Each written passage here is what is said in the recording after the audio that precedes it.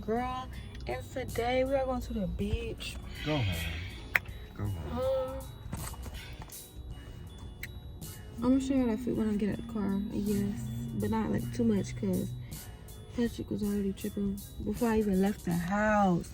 But anyway, we at DG. I don't know if I can see. I don't know what she ended up getting, but she left me with the keys. So yeah, I had my hair up like 2 pigtails like in front, but I didn't like it, so I just took it out. And then I realized I left the house with only a one earring in this ear, but I got one on this side, so hair is only gonna be on this side. So I'll call y'all back. We are at Publix right now. My grandma stay out here. I haven't seen her on the island. So, we about to go in the store. I don't know why. I think we're getting like sandwiches or whatever. But yeah, this is the fit, I guess.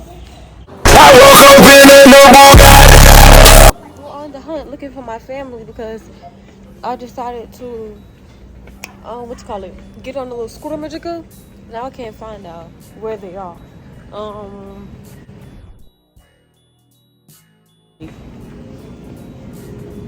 Finds her. All right, y'all. We made it. We not like actually on the beach yet, but I'll film the walking part. Made it.